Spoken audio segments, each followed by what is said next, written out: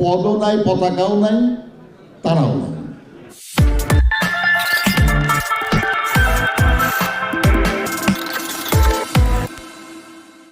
নির্বাচনের মাধ্যমে বিএনপি আসবে, আর জনগণের সমর্থন ছাড়া নির্বাচনে জেতা যায় না।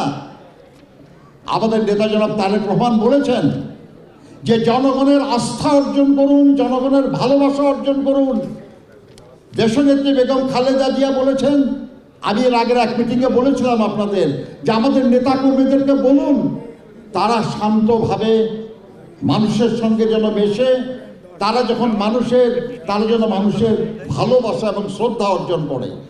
সেটা করতে পারলেই শুধু আমরা আগামী দিনে জনগণের সমর্থনে রাষ্ট্র পরিচালনার দায়িত্ব নিতে পারব। আর রাষ্ট্র পরিচালনার দায়িত্ব নিয়ে এই যে এত বছর, এত জীবন দিয়ে, এত পরিবর্তনের মধ্য দিয়েও বাংলাদেশের মানুষ এখনো তাদের আকাঙ্ক্ষা পূরণ করতে পারে নাই। এখনো লক্ষ লক্ষ মানুষ না খেয়ে থাকে, এখনো লক্ষ লক্ষ মানুষ নিরাশ্রয়, এখনো লক্ষ কোটি মানুষ অশিক্ষিত, এখনো লক্ষ কোটি মানুষ নানা কষ্টে আছে।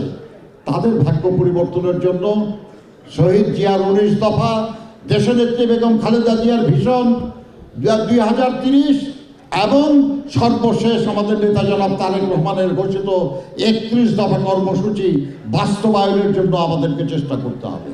ওর মাধ্যমে আমরা পরিবর্তন আশা করি, ওর মাধ্যমে পরিবর্তন আসবে ইনশাআল্লাহ। আর সেই শুভ দিনের জন্য আমাদের কাজ করতে হবে। আমি একটা কথা বলে শেষ করব। সম্প্রতি আমাদের যারা এখন দায়িত্ব আছে, আমি বলি যে তারা জোর করে দায়িত্বে নাই। এই সরকার জোর করে দায়িত্ব নেয় নাই, আমরাই তাদেরকে দায়িত্ব দিয়েছি, এদেশের জনগণই তাদের দায়িত্ব দিয়েছে। কিন্তু তাদের মধ্যে 2-4 জনের কিছু কথা একটু অন্যরকম মনে হয়।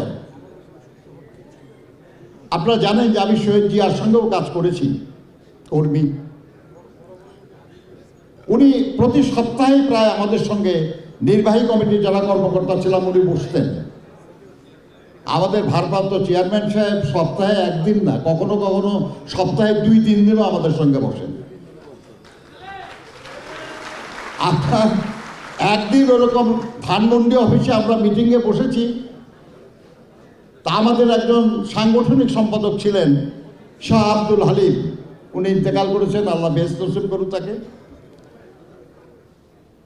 জিয়া রহমান সাহেব বলতেছিলেন যে আজকে অনেক পরিশ্রম হয়েছে, আমরা একটু বেশি সময় করবো না, জরুরি কিছু বিষয় থাকলে বলেন। হালিম সাহেব হাত তুললেন, জিয়া রহমান সাহেব বলেন। তারা সংক্ষেপে বলে স্যার আমি টেলিগ্রাফিক্যালি বলবো। বলে টেলিগ্রাফিক্যালি বলা মানে? বলে স্যার টেলিগ্রাম করে না, ওয়াইফ সিরিয়াস কাম শার্প, ওইরকম সংক্ষেপে বলবো আর কি। ওরা বলেন, হাসি দিতেন, বলেন। শাহ হালিম সাহেব শুরু করলেন, আমাদের মধ্যে যারা পদগুণে বুদ্ধিমান এবং পতাকা গুণে শক্তিমান, নামের আগে মাননীয়, পরে মহোদয়, সামনে পতাকা, পিছনে পুলিশ। জিয়া রহমান সাহেব সেই ভাই রাখেন কি হয়েছে নাকি আসলে? তো তখন উনি বললেন আর কি যে কোন এক মন্ত্রী তার সঙ্গে একটু অন্য কি করেছে আর কি এটা। তো জিয়া রহমান সাহেব বললেন যে আমি বলে দেবো, কেউ আপনার নেতারা বড়, মন্ত্রী বড় না, নেতা বড়। জিয়া রহমান সাহেব, আমরা একটা কথা বলতে চাই আর কি, যে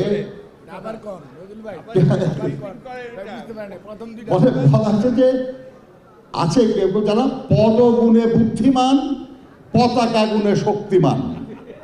যেমন আমার পদ আর কি, আমি স্ট্যান্ডিং কমিটির মেম্বার, মনে করতেই পারি আমি আর কি যে সবার চেয়ে আমি বুদ্ধিমান, তাই না? কিন্তু আসলে কি তাই হয় কখনো?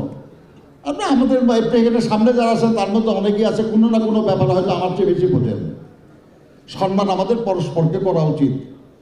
কিন্তু কেউ কেউ আছে যারা নিজেকে খুব বুদ্ধিমান মনে করেন ওই পদের কারণে আর কি। এর আগে মনে করতেন না, এখন মনে করেন পদের কারণে আর কি।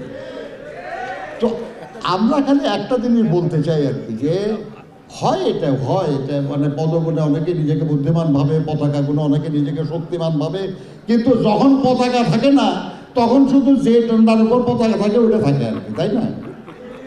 তো যেমন আওয়ামী লীগের এখন অবস্থা আর কি, তাই না? এখন তো পদও নাই, পতাকাও নাই, তারাও নেন, তাই না?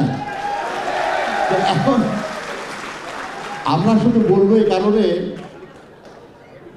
আপনি বিএনপি নেতাদের সম্পর্কে